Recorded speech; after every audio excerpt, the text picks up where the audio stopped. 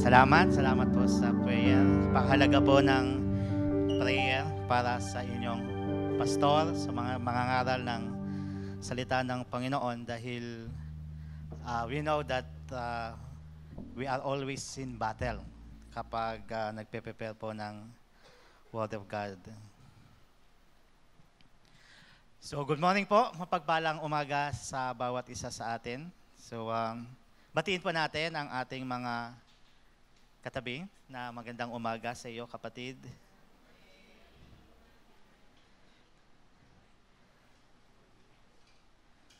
So like this, hindi mag-open yung aking laptop. So buksan po natin ang ating mga Biblia sa Daniel chapter 1 verses 1 to 7. Sabi po dito, in the third year of the reign of Jehoiakim, king of Judah, Nebuchadnezzar, king of Babylon, came to Jerusalem and besieged it. And the Lord delivered Jehoiakim, king of Judah, into his hand, along with some of the articles from the temple of God. This he carried off to the temple of his God in Babylonia and put in the treasure house of his God. Then the king ordered Ashpenaz, chief of his court of officials, to bring into the king's service some of the Israelites from the royal family and nobility, young men without any physical defect, handsome, showing aptitude for every kind of learning, well-informed, quick to understand, and qualified to serve in the king's palace. He was to teach them the language and literature of the Babylonians. The king assigned them a daily amount of food and wine from the king's table.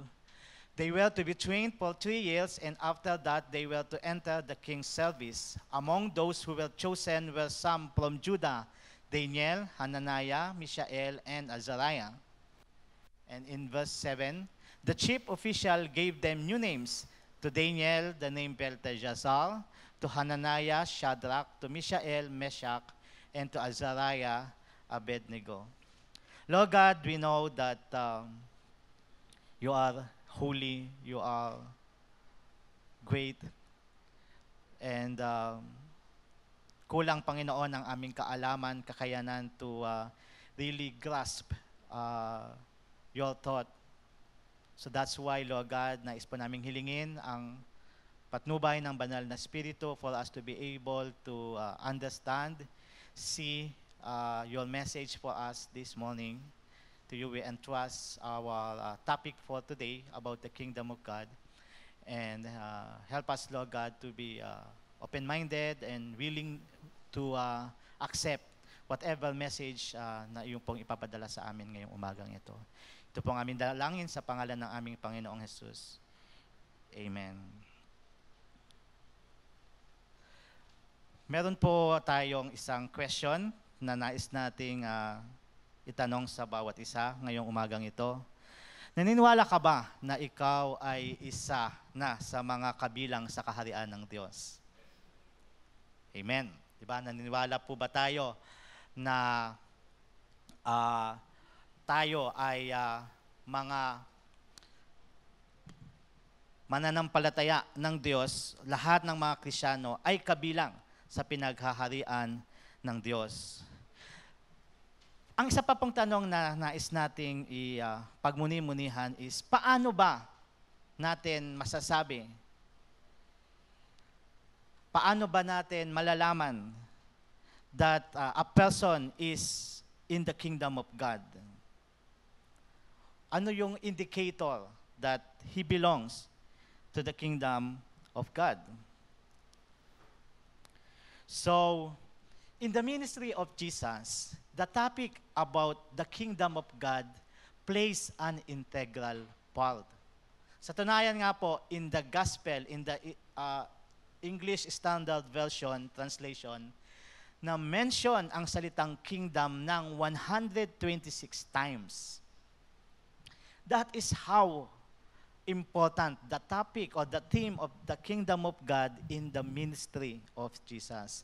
Kaya po, this Sunday, today, let us talk about it. Let us discover some truths about the kingdom of God. Now, as we continue, pag-usapan muna po natin kung ano ba ang ibig sabihin ng kingdom of God. What is the kingdom of God? Yung the kingdom of God. Nung ako po ay teenager pa, when I hear the kingdom of God, ang naiisip ko ay yung malapalasyo, di po ba? Yung parang kumikinang na ginto na yung parang medieval palace, that's the kingdom. Pero according po to John Piper, the basic meaning of the word kingdom in the Bible is God's reign. R-E-I-G-N. O sa Tagalog ay paghahari o pangangasiwa. Example po, in Psalm 47 verse 8, ganito po ang sabi, God reigns over the nations, God sits on His holy throne. So ayon po sa talata na ito, ang Diyos na nasa kanyang trono ay ang siyang naghahari o namamahala sa lahat ng tao, over the nations. Now, in Psalm 103 verse 19, mayroon din naman pong ganito ang sinasabi. The Lord has established His throne in the heavens, and His kingdom rules over all. So iyon din po ang isang pang-basic meaning ng kingdom of God, which is God's rule, R-U-L-E, o sa Tagalog ay paghahari o pamamahala. Therefore, makikita po sa mga talatang ito that the basic meaning of the word kingdom is so related to a throne or kingly rule and reign. Sa Tagalog, pamamahala at pangangasiwa ng isang hari sa kanyang nasasakupan. O para hindi mahabang sabihin, mahaba kasi kung pamamahala at pangangasiwa ng isang hari sa kanyang nasasakupan. So sa madaling salita na lang ay kaharian o kingdom. So yon. Kingdom o kaharian is pamamahala at pangangasiwa ng isang hari sa kanyang nasasakupan. And that is the first truth that we need to know and learn about the kingdom of God. That is, in His kingdom, God sovereignly reigns and rules. Let me repeat that. In His kingdom, God sovereignly reigns and rules. Now, hold on to those thoughts na mga napakinggan natin and let us see a real-life situation about God's reign and rule sa buhay ni Daniel. So, check po muli natin ang verses 1 and 2 na binasa natin kanina. In the third year of the reign of Jehoiakim, king of Judah, Nebuchadnezzar, king of Babylon, came to Jerusalem and besieged it. Sinakop niya. And the Lord delivered the Jehoiakim, king of Judah, into his hand. Take note of this line. Along with some of the articles from the temple of God. These he carried off to the temple of his God in his Babylonia and put in the treasure house of his God. So just a simple background. The book of Daniel po was believed to be written by Daniel mismo, probably during his exile. So it means this is an actual account o testimony of Daniel na naranasan niya mismo sa kanyang buhay. Now in verse 1, balikan po natin yung binasa natin. Sinamarize po dito ni Daniel kung ano ang nangyari, kung bakit ba siya, si Daniel, ay nasa Babylon. Si Daniel at this time ay nasa Babylon. So ang reason ay sa ikatlong taon ng paghahari ng kanilang hari na si King Jehoiakim ng Judah. Ang Judah po ay the southern kingdom of Israel. Ang buong kingdom of Judah ay nasakop, besieged, at nalupig ni King Nebuchadnezzar at ng mga taga-Babylon.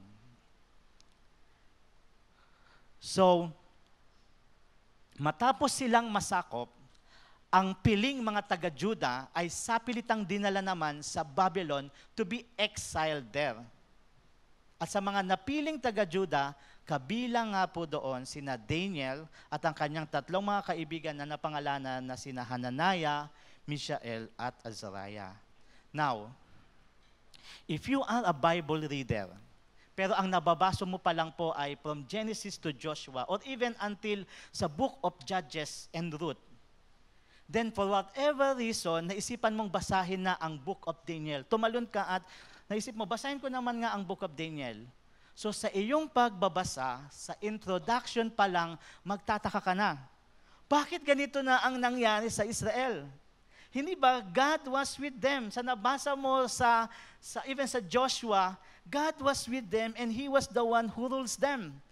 God has helped them pa nga to conquer cities and kingdoms mightily so that they would take over their lands. Bakit ngayon ay may isang kaharian ang nakalupig sa kanila at siyang namamahala na sa kanila? So, that was a confusion na maiisip ng isang tao na tumalon sa pagbabasa sa Daniel. Well, to answer those questions and clear the confusion, of course, we simply need to go back and study the background of this statement. Ano ba ang nangyari at nagkaganoon ang Israel? So ganito po ang nangyari sa history of Israel. Mag-background check muna tayo. Nang ang Israel po ay napalaya mula sa pagkakaalipin sa Ehipto, going back sa Exodus, sila ay dinala ng Diyos sa lupang kanyang ipinangako na kanilang paninirahan. However, sa kanilang paglalakbay, may mga sitwasyong naging rebellious ang Israel against God. So kung maalala po ba natin, so mga ilang Sundays lang, mayroon tayong isang mensahe na napag-usapan natin ang tungkol sa Israel's rant against Moses and God. Na iyon ang naging dahilan kung bakit pinadalhan sila ng mga makamandag na ahas, di ba? So tingin lang sila pero tinulungan sila ng Diyos, tingin sila sa bronze snake, kagaling sila. So iyon po ang isang halimbawa ng kanilang rebellion. Marami pang iba. Now, because of those recurring rebellions, nagbigay na ang Diyos sa Israel ng isang babala. Isa po doon na na-record ay sa Leviticus chapter 26. Ganito po ang sinabi ng Diyos sa kanila. Sa verse 27, "If in spite of this, you still do not listen to me, but continue to be hostile toward me, then in my anger I will be hostile toward you, and I myself will punish you for your sins 7 times over. I will scatter you among the nations and will draw out my sword and pursue you.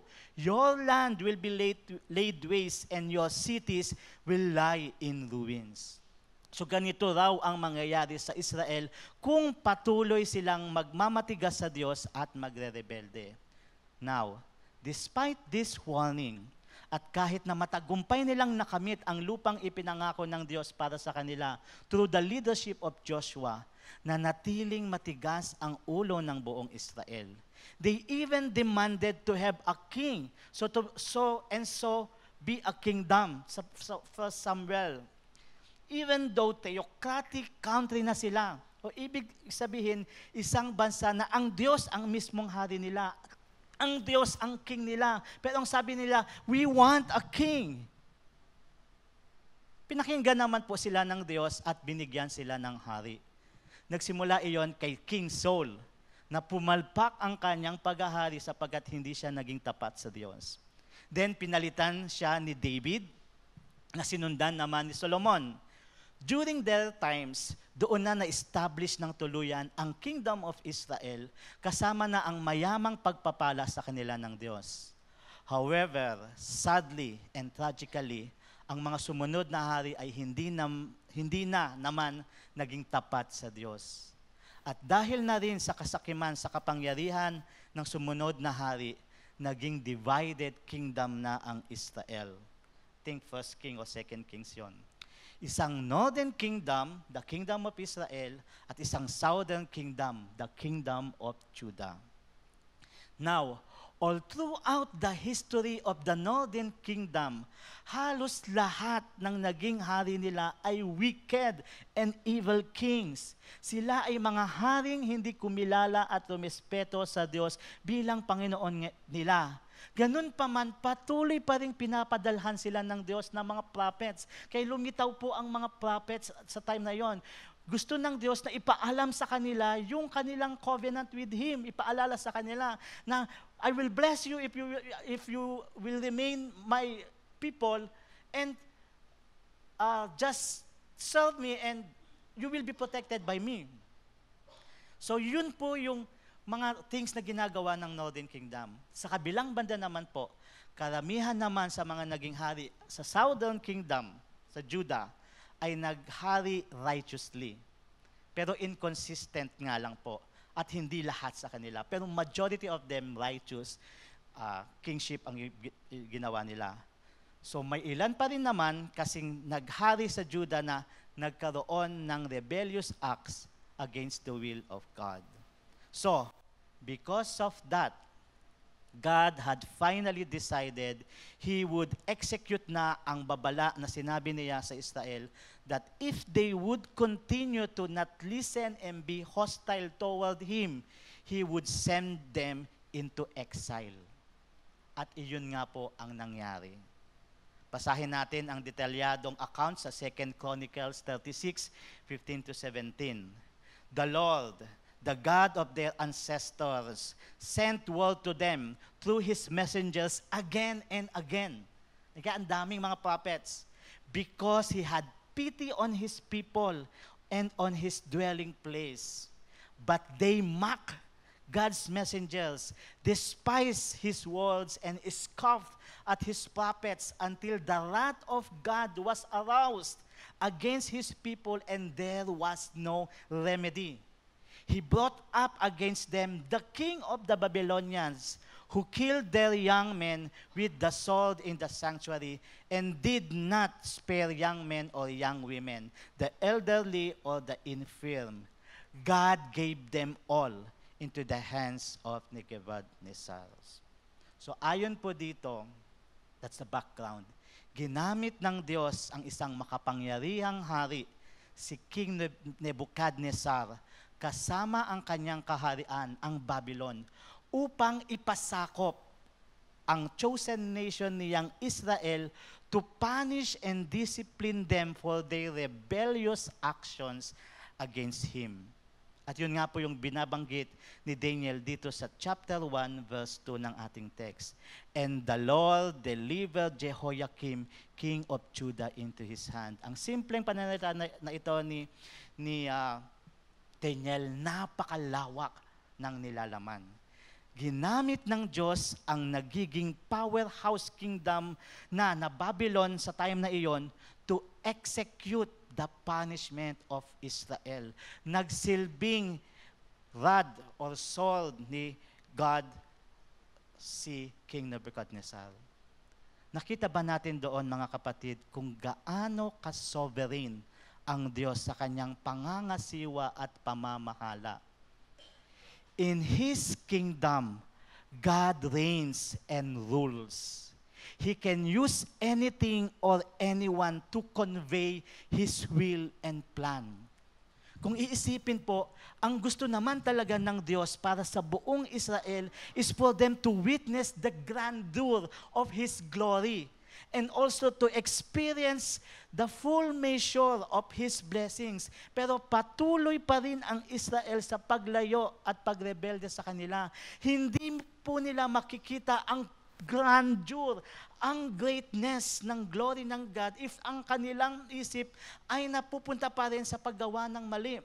And hindi nila may experience ang buong pagpapala ng Panginoon kung lumilihis naman sila sa tamang landas na ibinibigay ng Panginoon sa kanila. So, para silang mga taong nilayuan at itinaboy pa ang spring of living water para maghukay ng sarili nilang balon na pagkukuhanan nila ng tubig. Ngunit iyon ay mga balon na hindi naman kayang makapag-ipon ng tubig. What an utter foolishness, hindi po ba? So God had allowed them to be captured by Babylon and be exiled there to punish and discipline. Imagine kung gaano kaliit lang noon ang Israel, pero nalupig nila at nakuha nila yung lupang pangako. And this time, they were helpless against Babylon. Why? It was in the plan of God to bring them into the hands of King Nebuchadnezzar as way of his punishment and discipline. However, despite his anger against Israel because of their hard-headedness, nanatili pa ring malambot ang puso ng Diyos para sa pinamamahalaan at pinangasawaan niyang bayan ng Israel. Bagamat ipapa-exile po ng Diyos ang Israel sa Babylon, ganito pa rin ang plano niya para sa kanila na ipinaalam through prophet Jeremiah. In Jeremiah 29:10-14. Popular po yung verse 11. This is what the Lord says, according sa sulat isisined ni prophet Jeremiah. When 70 years are completed for Babylon, I will come to you and fulfill my good promise to bring you back to this place. For I know the plans I have for you, declares the Lord. Plans to prosper you and not to harm you. Plans to give you hope in the future. Then you will call on me and come pray to me, and I will listen to you. You will seek me and find me when you seek me with all your heart. I will be found by you, declares the Lord, and will bring you back from captivity. I will gather you from all the nations and places where I have banished you, declares the Lord, and will bring you back to the place from which I carried you into exiles after 70 years. Nakita po natin ang puso ng Diyos para sa mga taong kanyang pinamamahalaan at pinangangasiwaan. Bagamat the exile of the people of Judah was a form of God's punishment, mayroon pa rin iyong magandang intensyon. That is a plan to prosper them and not to harm them, a plan to give them hope and a better future. And nakita rin po ba natin ang plano ng Diyos na I will, you will, not you may or you might, but you will. Nagpapakita po iyon ng sovereign rule and reign ng Diyos. Ang lahat ng mga plano ng Diyos para sa mga taong under His rule and reign ay mga planong may kasiguraduhan. Lahat ng iyon ay tiyak at sigurado sapagkat the one who had declared it was the God who rules and reigns in His kingdom. Kaya mga kapatid, that is one truth about the kingdom of God that we must cherish in our hearts. Alagaan natin yan, pagyamanin natin yung truth na iyan upang hindi natin iyon makalimutan. At hindi tayo lubusang mag-alala sa mundong ito, especially whenever we experience trials and adversity. Paano na tayo, nagsasabi ang iba, puro clown na ang nasa Senate and House of Representatives natin, sabi nila. Paano na ang bansa natin hindi nanalo ang matuwid na presidente? Paano na kami? If you are someone who belongs to the kingdom of God, kung ikaw ay kabilang sa mga taong pinamamahalaan at pinangangasiwaan ng Diyos na Panginoon, hindi ka dapat na manatiling nangangamba o natatakot anuman ang dumating sa iyo. Whether natural calamity man iyon, o man-made disaster, or even self-inflicted suffering, anuman ang iyong nararanasan o pinagdaraanan sa buhay, itigil mo na yan, kapatid. Itigil mo na ang iyong pangangamba. Bagkus ay lumapit at kumapit ka lang sa mabuting kalooban ng ating Panginoon sapagkat Siya ang makapangyarihang Diyos na nangangasiwa at namamahala sa atin. He is the God who reigns in His kingdom and He knows the plans He has for us. Amen? Second, another truth about the kingdom of God is in His kingdom, God's people are loyal to Him. In His kingdom, God's people are loyal to Him. Take note of this point, mga kapatid. In God's kingdom, everyone who is under His rule and reign is loyal to Him. That is the truth. Let's read about that point sa mga sumunod na talata ng ating text. So in verses 3 to 7, ang nangyari po dito ay inutusan ni King Nebuchadnezzar si Ashpenaz chief of his court official, na yung mga nakuha nila, mga exile nila, pili sila doon ng mga magagandang lalaki, mga makikisig, at talagang healthy na mga lalaki. So ite-train nila iyon at ihahanda para mapunta sila sa king's service. Maglingkod sila sa palasyo para sa hari. So he was to teach them the language, of verse 4, he was to teach them the language and literature of the Babylonians. So binigyan din sila ng king ng daily amount of food and wine na kanilang kakainin. So yun ang magagaling mula sa hari. They were to be trained for 3 years. And after that, ihaharap na sila sa hari at aaprobahan kung approve yun. Now, among those who were chosen, galing sa Judah, ay si Daniel, Hananiah, Mishael, and Azariah. Pero, binigyan sila ng ibang pangalan. Si Belteshazzar para kay Daniel, Shadrach para kay Hananiah, Meshach para kay Mishael, at Abednego para kay Azariah. Mga names iyon ng Babylonian. So sa mga talatang ito po, dinescribe po ni Daniel kung paano, yung mga ginawa ng king na iyon, yun po ay sinusubukan ni King Nebuchadnezzar na i-assimilate into Babylonian culture or ways of life yung mga na-exile na iyon. So ibig sabihin, gusto ng hari na yung mga piling makikisig at magagandang lalaki na iyon ay mapabilang sa Kingdom of Babylon, na sila ay magmukha ng Babylonian at kumilos at mamuhay at mag-isip na bilang Babylonian.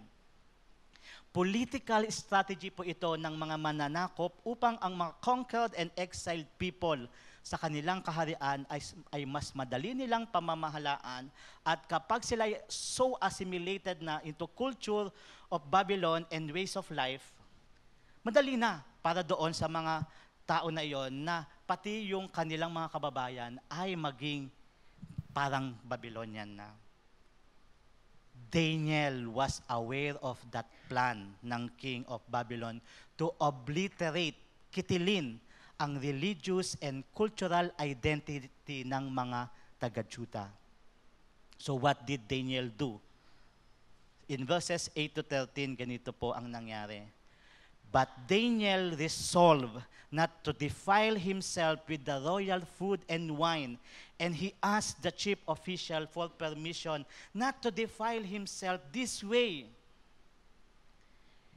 Ang sabi niya, pwede ba na hindi na lang kami kakain ng mga pagkain na ipinadala ng hari?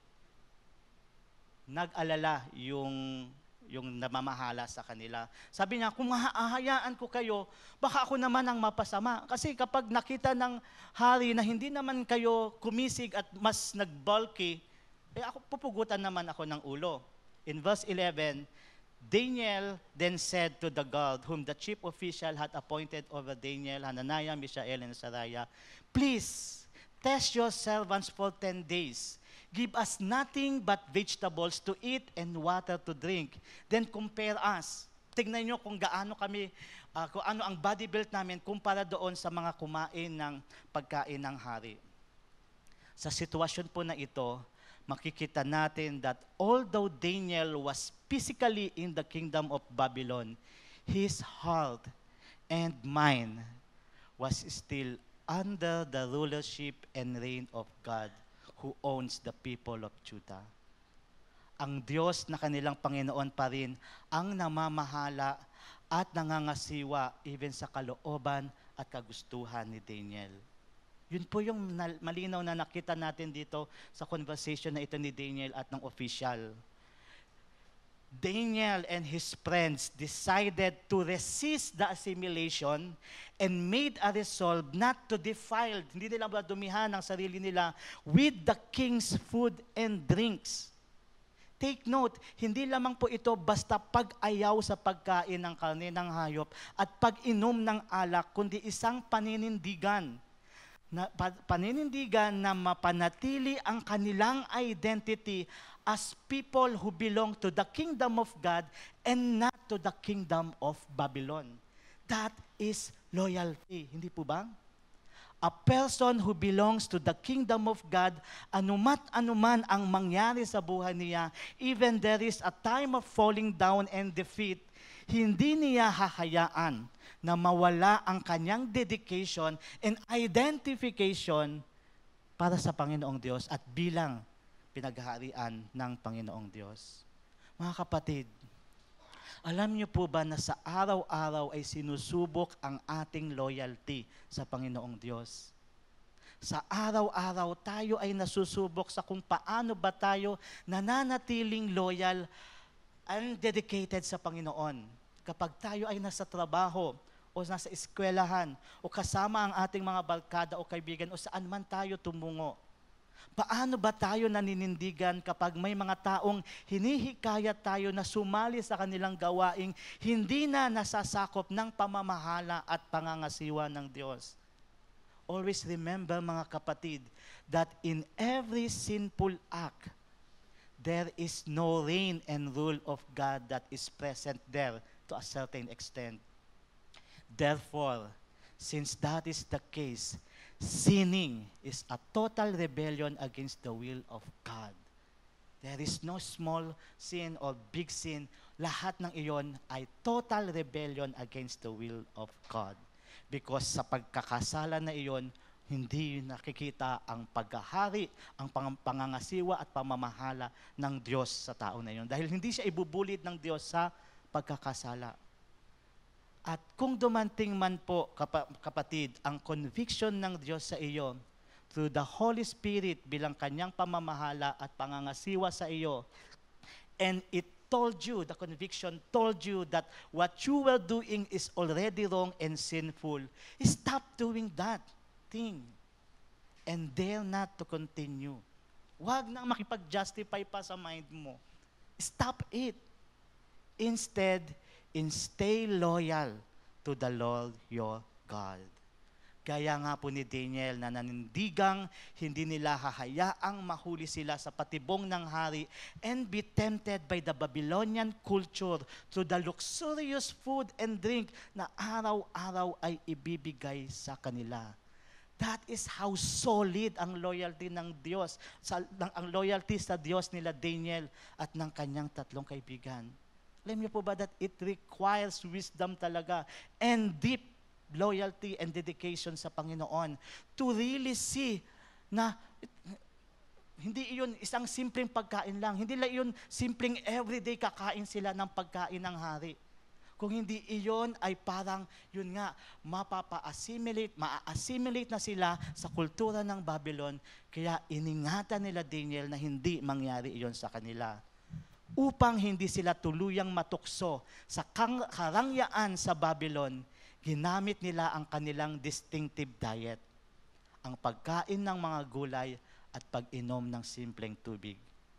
Kumakain pa rin sila, pero hindi sila na-assimilate sa Babylonian culture.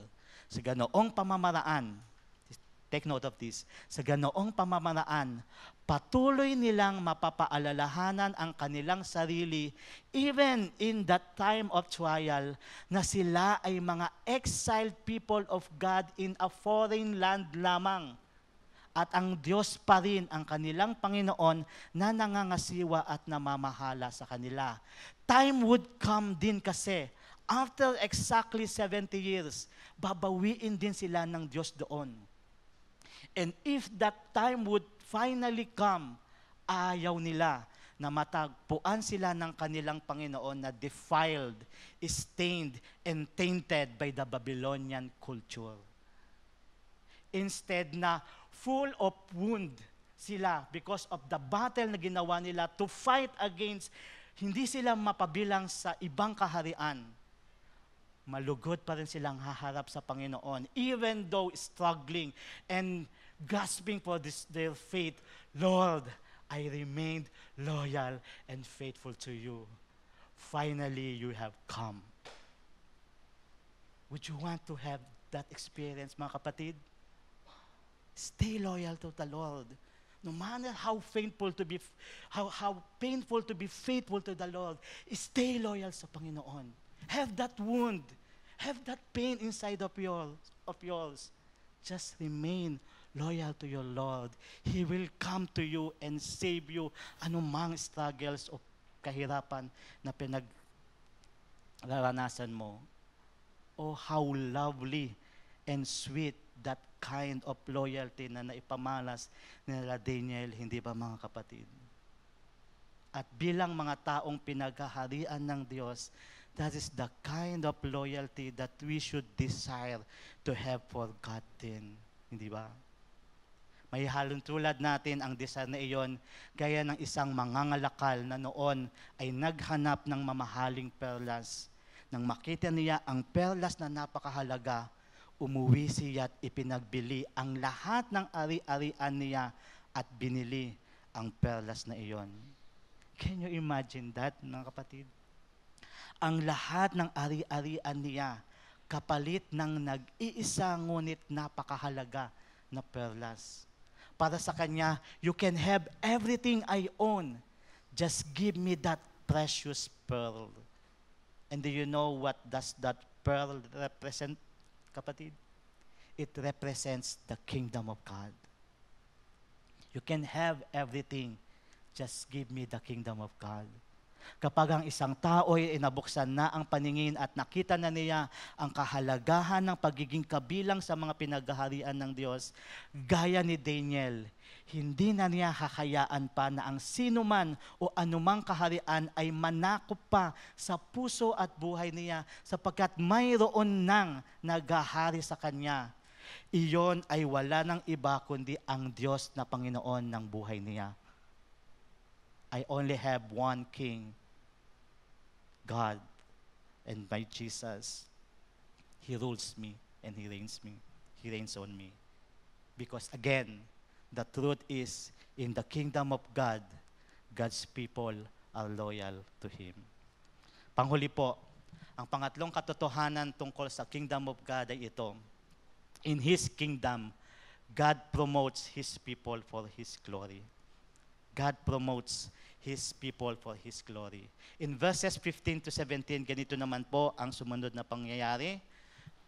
Dumating yung 10 days na sabi ni Daniel, and they look healthier and better nourished than any of the young men na kumain ng royal food. So, makita ng God, oh, okay pa lang, sige, ito na lang ibibigay ko sa inyo, yung mga gusto nyong kainin na gulay at hindi ko na kayo bibigyan ng pagkain ng hari. And then, ito pa ang ginawa ng Diyos. To these 4 young men, God gave knowledge and understanding of all kinds of literature and learning, and Daniel could understand vision and dreams of all kind. So makita po natin sa text na ito, nang dahil sa loyalty nila Daniel at ng kanyang 3 kaibigan, God has blessed them with many blessings. Una, naging matagumpay ang lihim nilang plano na manatiling undefiled ng kultura ng Babylon. Napanatili rin nila ang kanilang identity as people who belong to the kingdom of God. Hindi lang po iyon. Pangalawa ay binayayaan din sila ng Diyos ng knowledge and understanding of all kinds of literature and learning. Kay Daniel, God has bestowed him with capability to understand visions and dreams of all kind. Wow! What a blessing! Now, may plano kaya ang Diyos kung bakit ganoon ang ginawa niya para kina Daniel and his friends? In verses 19 to 20, we can read the reason why God has blessed them with all those blessings. Ito ang reason.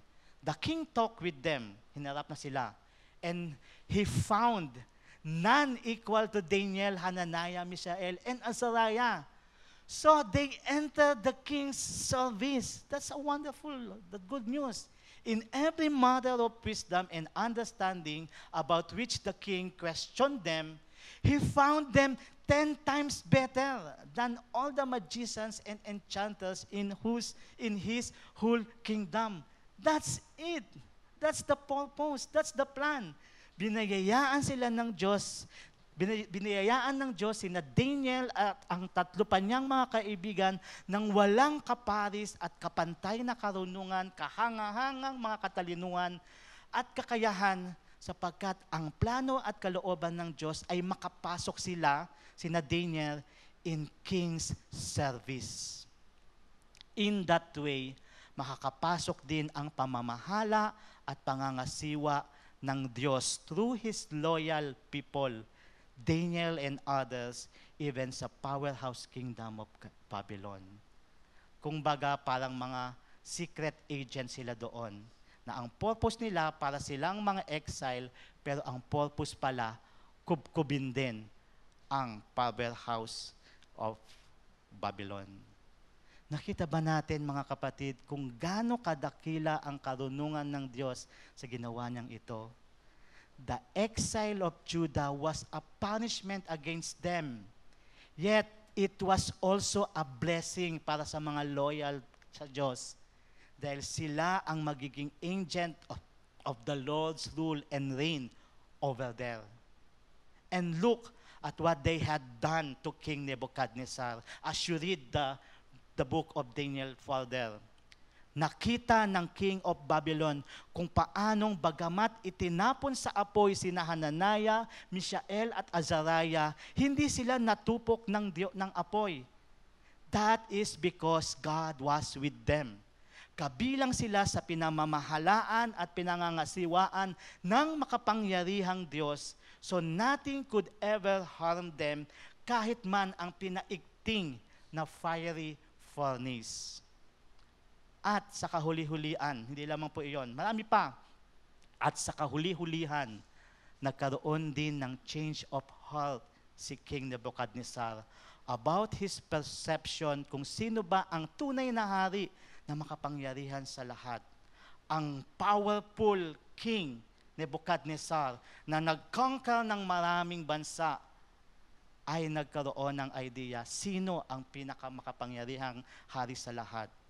Naalala po natin ang kwento kung paano si King Nebuchadnezzar ay nasiraan ng bait at kung paano rin ibinalik ng Panginoon ang kanyang katinuan.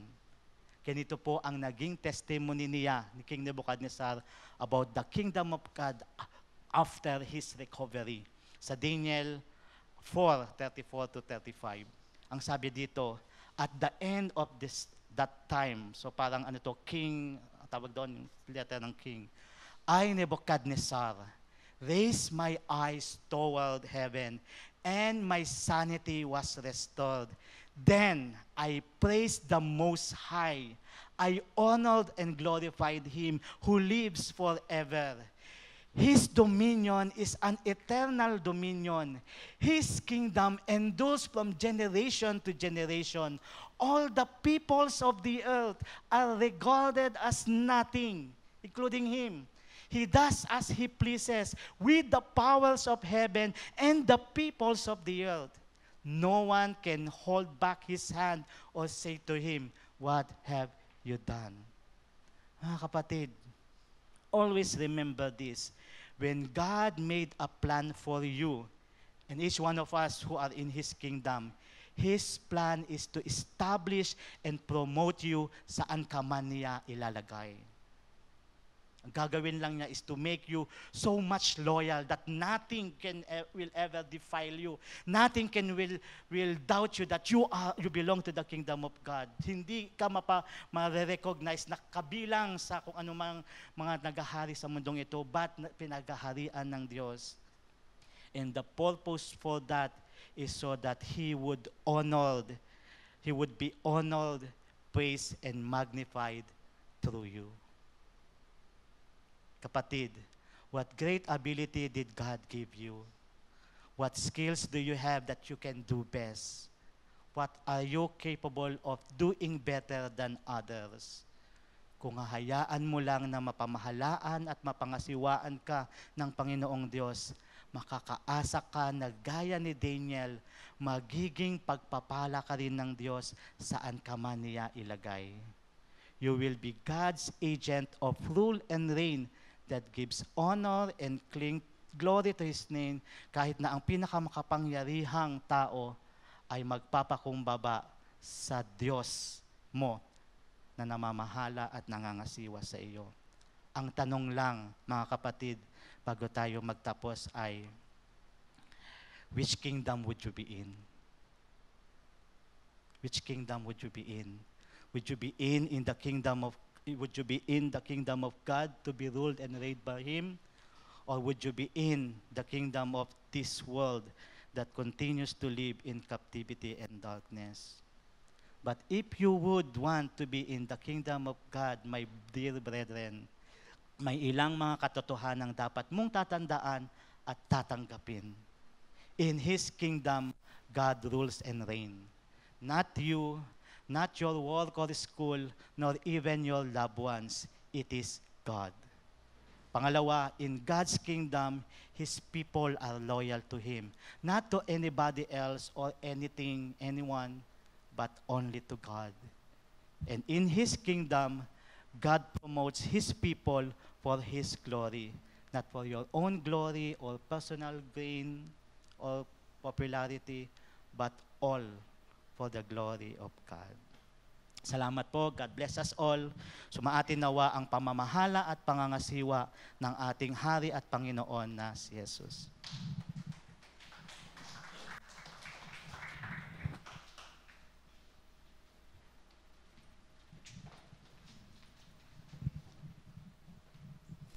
Thank you, Pastor Ryan, for that wonderful message. As a response, may I request everyone to please stand. Let's sing this with declaration as we ponder on the message.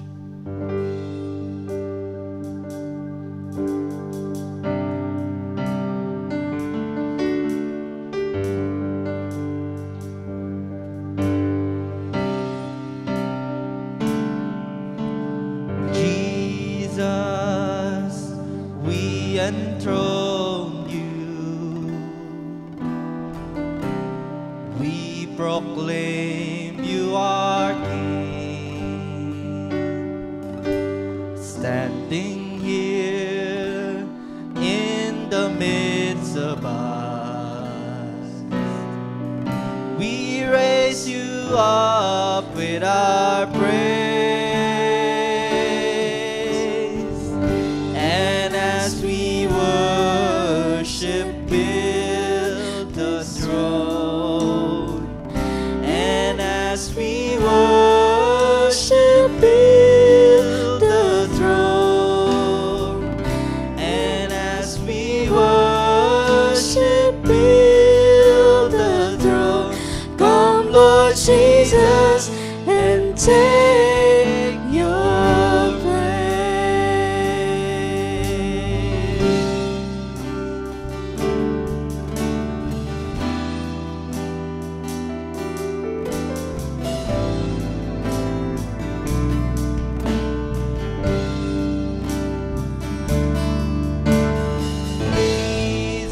Jesus, we enthrone you. We proclaim you are King. Standing here in the midst of us, we raise you up with our praise. And as we worship, build the throne. And as we worship, build the throne. And as we worship, build the throne. Come, Lord Jesus, and take your place. And as we worship, build the throne. And as we worship, build the throne. And as we worship, build the throne. Come, Lord Jesus, and take